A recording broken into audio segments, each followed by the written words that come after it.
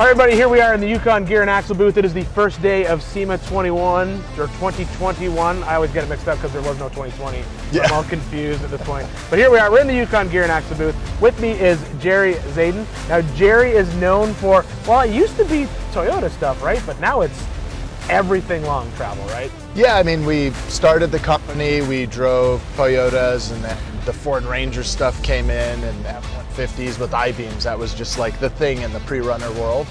And Toyota with the A-arms, that's the long travel suspension, right, where it came from.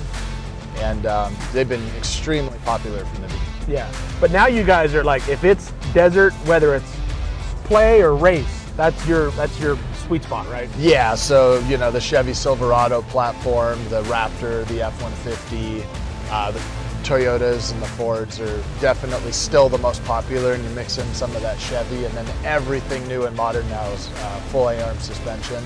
And so we've had to really push the envelope forward on technology to be able to keep up with what these manufacturers are doing. You know, Fox with their electric suspension and all that kind of stuff. So definitely a lot of fun now.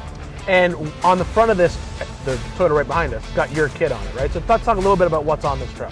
Yeah, so this is a first-gen Toyota Tundra, which is actually one of my absolute favorite vehicles because they're not that expensive to buy. Of course, they're probably the most reliable truck on the market. They have an amazing V8 in them that's known for doing like 1,000,000 miles. Yep. The suspension on the front of this truck is actually pretty much the same. The Tacoma and the Tundra are the same. What's cool about these is they bolt on. They're between 14 and 16 inches of travel, depending if you have 2 or 4-wheel drive. We make longer axle shafts out of 4340 material. So the shocks that are on the front of this, just full bolt on. This thing's probably sitting at 14, 15 inches. Wow, really? Yeah. That's awesome. And that's like real number. Yeah. That's like, you know, some of the other guys, they call 20, but this is the real number. That's the real number. And the reason why we designed the kit like that is because when you look at the tire has to go up.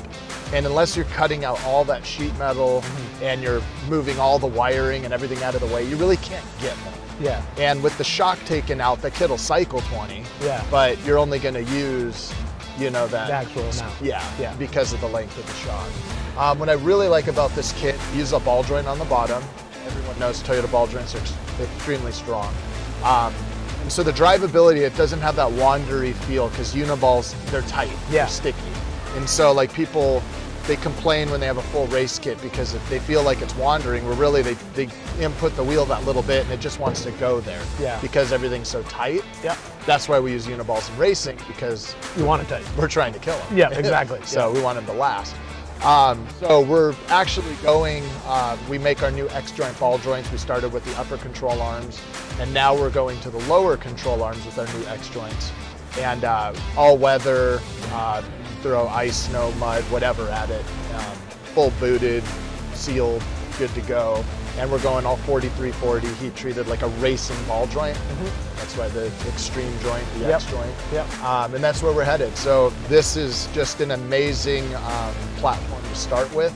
As you can see when you walk around this whole vehicle, all the different parts and pieces on it. This does have our Gen 3 long travel kit for this truck. So the first one had a different design. The second one, very similar. This is the third one where the lower arm's actually angled on the front of it now to deflect rocks and stuff. I gotcha. So we're always kind of moving it forward. And I suppose getting back to the ball joints, we talked about this a little bit before about, you know, it's the pre-runner scene and the race scene is one thing, but now a lot of people, especially the Toyota truck, huge in the overlanding car camping market. Absolutely. And so having a ball joint in there, because just like you said, it's just all weather. Absolutely. And to us, suspension.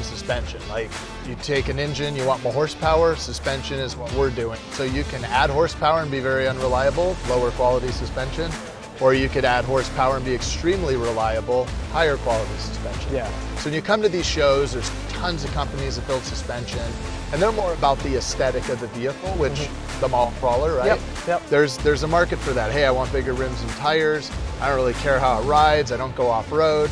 Well, those people are learning, even you drive on the street, quality suspension, that's why we're going to the ball joint.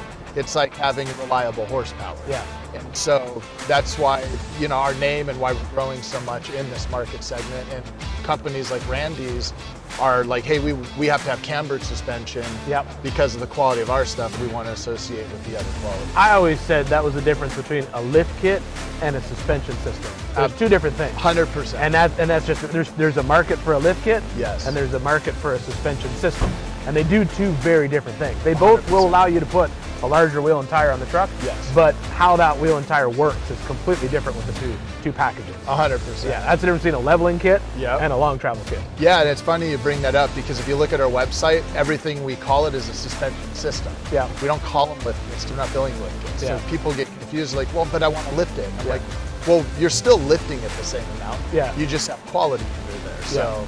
And then with the leveling kits, it's funny because all these shocks on these vehicles, they are like the limit strap, right? Exactly, yeah. So they just pull down the shock, slap this thing on top, stick it back in, and no one's thinking about what happens when it droops 3 inches too far now because they pushed it down. Everything's down too far. Yeah. And they're blowing out everything. Yeah. You know? So it's starting to make a turnaround. Some of the bigger brands trying to do, you know, they do the billet upper arms like we do, and they're trying to do the ball joints with the caps, but they're still going cheap.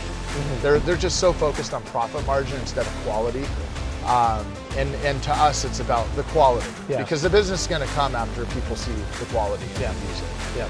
A wise man once told me, you buy once, cry once. That's so true. That's the best way to modify your vehicle. Yeah. That's the best way to do it. Well, there you go. Great conversation with one of the big wigs over at Camburg talking about suspension system here on the Randy's rig. Jerry, thank you so much for coming out. Yeah. Hanging out in the Randy's booth. We got more to come here at SEMA 2021.